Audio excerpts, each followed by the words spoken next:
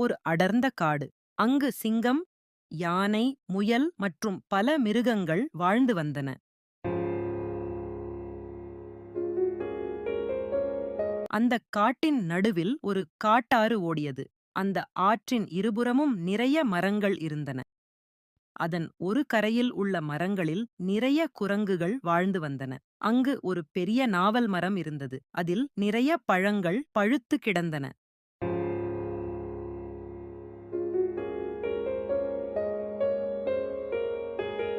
ஒருநாள் ஆற்றங்கரையில் உள்ள அந்த மரத்தின் அடியில் முதலை ஒன்று மிகுந்த சோர்வுடன் படுத்துக் கிடந்தது.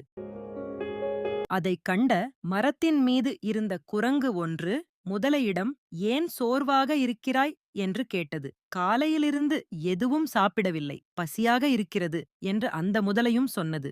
உடனே அந்தக் குரங்கு, "கவலைப்படாதே, நான் உனக்கு நல்ல நாவல் பழங்களை பறித்துப் போடுகிறேன்.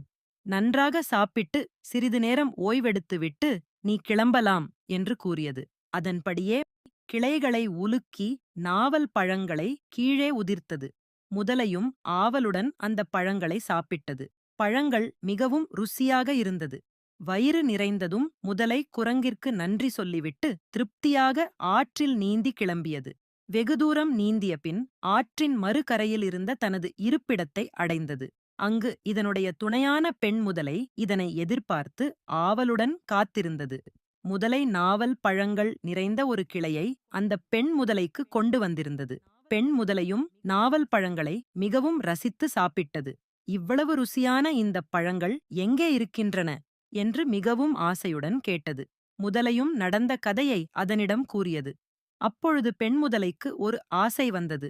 இந்தப் பழங்களே இவ்வளவு ருசியாக இருக்கும் பொழுது இதனை தினமும் உண்டு வாழும் அந்தக் குரங்கின் ஈரல் எவ்வளவு ருசியாக இருக்கும் என்று எண்ணியது. உடனே ஆண் முதலையிடம், "எப்படியாவது அந்தக் குரங்கை இங்கு கூட்டி வா, எனக்கு அதனுடைய ஈரலை சாப்பிட வேண்டும்" என்று கூறியது. ஆனால் ஆண் முதலையோ அது மிகவும் தவறு என்று எவ்வளவோ எடுத்துக் கூறியது. "எனக்கு அவன் நண்பன், என்னுடைய பசியை தீர்த்தவன், அவனை நாம் ஒன்றும் செய்யக்கூடாது" என்று கூறியது. பெண் முதலை மீண்டும் மீண்டும் அடம்பிடித்ததால் அதைத் தட்ட முடியாமல் ஆண் முதலையும் மிகுந்த வருத்தத்துடன் குரங்கைத் தேடிக் கிளம்பியது. முதலை திரும்பி வருவதைக் கண்டதும் குரங்கு குதித்து ஓடி அதனிடம் வந்து, "என்ன விஷயம்?" என்று கேட்டது. அதற்கு முதலை, "நீ எனக்கு உதவி செய்ததால் கைமாறாக உனக்கு விருந்து கொடுக்க வேண்டும் என்று எனது துணையான பெண் முதலை கூறியது. அதனால் நீ என்னுடன் வரவேண்டும்" என்று கூறியது. குரங்கும் அதனை நம்பி முதலையின் முதுகில் ஏறிக்கொண்டு கிளம்பியது. வெகு தூரம் ஆற்றில் முதலை நீந்தி சென்றது. வெகு தூரத்தில் கரையில் பெண் முதலை ஆவலுடன் காத்துக் கொண்டிருந்தது. அதை நெருங்கும் பொழுது ஆண் முதலை குரங்கிடம், "நண்பா, உனக்கு விருந்தளிக்க உன்னை நான் கூட்டி செல்லவில்லை. நீ கொடுத்த நாவல் பழங்களே இவ்வளவு ருசியாக இருக்கும் பொழுது அதை தினமும் சாப்பிடுவதால் உனது ஈரல் இன்னும் எவ்வளவு ருசியாக இருக்கும். உன் ஈரல் வேண்டும் என்று எனது மனைவி கேட்டுக்கொண்டதால்தான் உன்னை அழைத்துச் செல்கிறேன்" என்று கூறியது. அப்பொழுதுதான் குரங்கு தனக்கு நேர்ந்த ஆபத்தை உணர்ந்தது.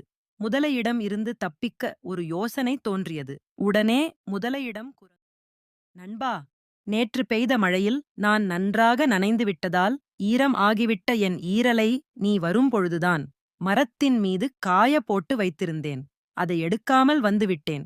நீ இதை அப்போதே கூறியிருந்தால் அதை எடுத்து வந்திருப்பேனே" என்று கூறியது. அதனை நம்பிய முதலையும், "அடடா, தவறு செய்துவிட்டேனே.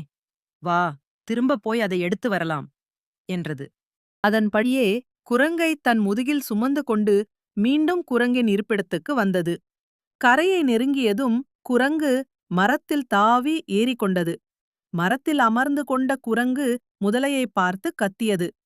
"அடே மூடா, ஈரலை யாராவது கழட்டி வைக்க முடியுமா? முட்டாளே! நீ பசியாக இருந்த பொழுது உனக்கு உணவு கொடுத்ததற்கு நீ காட்டும் நன்றி இதுதானா? உனக்கு போய் உதவி செய்தேனே. சி! இங்கிருந்து போய்விடு. இனி என் முகத்தில் முடிக்காரே" என்று கத்தியது. முதலையும் தான் செய்த தவறை எண்ணி மிகுந்த வருத்தத்துடன் அங்கிருந்து கிளம்பியது.